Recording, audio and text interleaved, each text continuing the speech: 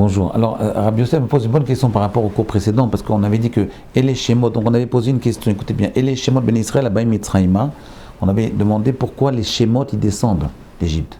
Pourquoi on ne nous dit pas, quand le texte va Iler, Ishmi, Bet Levi, Vaikar et Bat Levi, pourquoi on ne nous dit pas qui sont les parents de Moshe Rabbeinu? On n'a qu'à nous dire, parents de Moshe Rabbeinu, ben, c'est Yochevet et Amram. On ne nous dit pas leur nom, on base leur nom, on cache leur nom. Un homme de la famille de Lévi avec une fille de la famille de Lévi. Pourquoi on ne nous dit pas le nom? Pourquoi Moshe Rabbeinu, ce n'est pas le nom que ses parents lui ont donné. Moshe Rabbeinu, c'est le nom que Bathia, la fille de Pharaon, a donné. Pourquoi on ne nous dit pas le vrai nom de Moshe Rabbeinu? Peut-être Inon, peut-être Avigdor. L'Agmara discute quel est le vrai nom de Moshe Rabbeinu que ses parents lui ont donné à sa naissance. C'est 3 mois avant d'être. Il a été nommé après 3 mois et quelques semaines, quand Bathia l'a repêché. D'accord? Mais il avait un nom, ses parents l'ont bien appelé avec un nom, un prénom. Donc on avait dit en fait, parce que Moshe Rabbeinu c'est une neshama de Torah. Moshe Rabbeinu il doit sortir, il doit faire dévoiler la Torah au monde, au peuple juif et au monde, et à l'humanité entière. Et pour dévoiler la Torah, il faut mettre un peu en catimie, il faut, si vous voulez, il faut mettre de côté, il faut voiler un peu la facette non, la facette shémite, la facette de Shem. Le peuple juif, on avait dit, héréditairement, c'est un descendant de Shem. Abraham, Avinu, Yitzhak et Yaakov, c'est nos patriarches, ils descendent de Shem. Donc, héréditairement, on est des Shémites. La Torah, ce n'est pas héréditaire, c'est un acquis personnel. Et Rabbi Yosef pose une très bonne question, il me dit, mais pourquoi dans les Ktuvot qu'on se marie, il y a les grandes familles juives, elles mettent toute la Sholchelet, toute la dynastie qui vient de... Je vais vous dire pourquoi. C'est en réalité, parce que même la facette shémite, elle est importante. Vous savez, je vais vous dire, j'ai un ami, un grand ami, qui m'a envoyé un livre d'histoire sur toute la dynastie. C'est un homme qui s'appelle Gainsbourg, je ne dirai pas son prénom, il y a plusieurs dans le monde entier. Il s'appelle Gainsbourg, c'est une grande famille de Gainsbourg. Et c'est une grande chochelette, c'est une très grande famille, c'est une grande dynastie depuis le XVe siècle. Et le livre commence au XVe siècle et il décrit tous les descendants des premiers Gainsbourg. Les premiers Gainsbourg, par exemple, c'est comme les Rothschild. Ils habitaient à Munich et après ils sont descendus en Moravie, c'est-à-dire vers Prague. C'est des descendants du Marat de Prague. En réalité, toutes les grandes dynasties, même des très grandes fortunes qu'il y a aujourd'hui, c'est tous des descendants d'immenses Talmidei Chachamim. Cette famille Gainsbourg a descendu du Maral de Prague et du Rama. Le Rama, c'était celui qui discutait avec le Mechaber, avec Rabbi Yosef Karo. C'est des immenses Talmidei Chachamim qui ont donné une descendance. Maintenant, cette descendance, elle tient par le mérite des ancêtres, parce que par la Torah des ancêtres. Alors des fois, il y en a quelques-uns qui deviennent un peu religieux, mais la plupart, ils perdent la religion, ils restent shémites. Mais ces familles-là, elles ont une hérédité dans la Torah. Mais le problème, c'est que l'hérédité dans la Torah, elle ne donne pas la possibilité aux enfants d'étudier la Torah.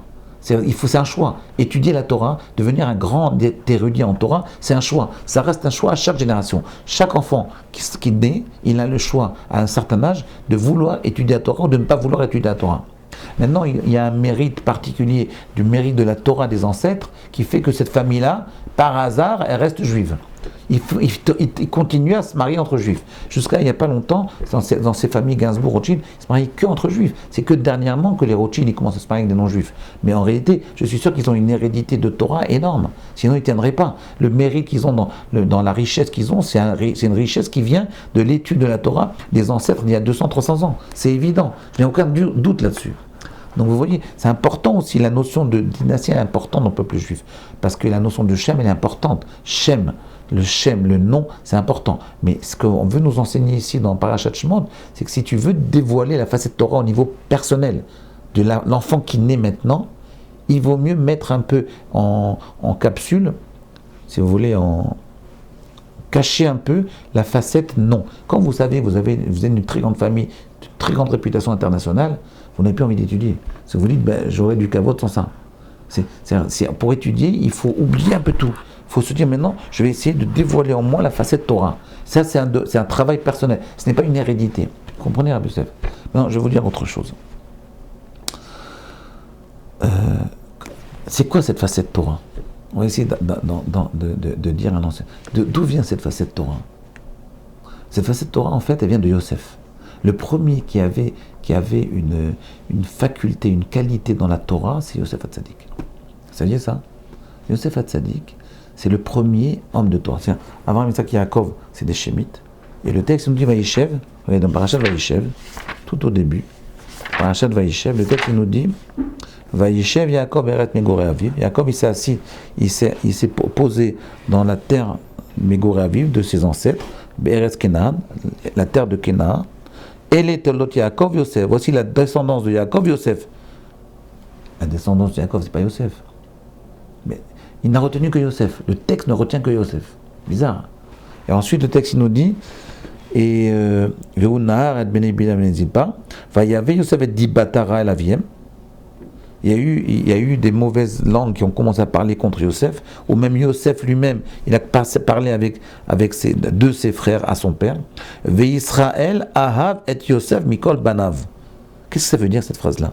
Que Yaakov, il aimait son fils Yosef plus que les autres. Qu'est-ce que ça veut dire ça, Rabbi Yosef? Qu'est-ce qu'il veut nous dire là? En réalité, il veut nous dire comme ça, que Yaakov, il était shémite.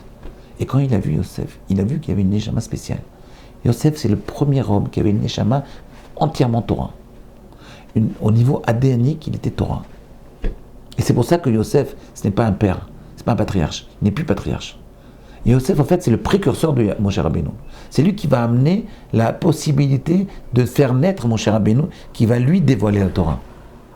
Mais quand Yaakov, on dit, il aimait Yosef, et il étudiait toute la journée que Yosef n'est pas avec ses autres fils qui étaient plus âgés, étaient peut-être plus sages que Yosef, c'est parce qu'il a compris, il a senti chez Yosef cette facette de Torah qui était énorme. Et ça l'a attiré comme un aimant. Yaakov, il a été attiré par cette facette Yosef. Mais écoutez bien le chidouche que j'ai fait, écoutez bien. Le problème de la Torah, je veux dire, la Torah, c'est pas héréditaire. Dans le peuple juif, on a un grand problème, c'est la Torah. Les gens de Torah, c'est des gens suspects, comme nous. Oui. C'est des gens marchent dans la rue. Moi, j'étais la dernière fois, quand je vais à Paris, il y a une fois, j'étais dans un hôtel, il y a quelqu'un qui a pris une photo de moi, avec le chapeau et tout. J'étais dans un musée. Comme dans un musée, suspect, non? Le chapeau, les gens de Torah, ils sont en dehors de la cité, en dehors du monde. On vit en dehors. On étudie dans des Gemaraot où il n'y a même pas de photos. Il n'y a pas de photos. Regardez. Le texte de Rav Wolbe, il faut se crever les yeux pour le lire. Regardez des Gemarot, il n'y a pas une seule photo. Vous ne pouvez pas faire des liens avec des photos. Il ne faut pas étudier la Torah sur un ordinateur. Vous savez qu'il y a un donateur qui m'a dit, je fais un gros don si tu achètes des ordinateurs à tous tes élèves. Ben, j'ai dit non, je ne peux pas. Parce que la Torah ne s'étudie pas sur un ordinateur. Elle s'étudie sur un texte de Gemara, sur un livre, sur un traité de Gemara qui a été écrit il y a 2000 ans. Avec au milieu Ragmara, avec Rachid du côté gauche, Tosot du côté droit, et les commentaires qui viennent après sans photo. C'est bizarre, non, Rabbi Yosef? Donc la Torah, c'est quelque chose de très dur à acquérir, parce que la Torah, c'est pas héréditaire. L'homme est né juif, un père juif, une mère juive, il est juif. Mais la Torah, ce n'est pas inné, c'est un acquis, c'est un investissement. Mais ici, on apprend un secret énorme. Et je vais en parler la prochaine fois. C'est quoi? Comment on fait pour investir dans la Torah? Comment ça marche? Mais une condition. Et Yaakov, il a compris la condition. Il faut mettre une notion d'amour dans la relation de Torah. Ve Yaakov Ahav et Yosef. Yaakov, il a aimé Yosef.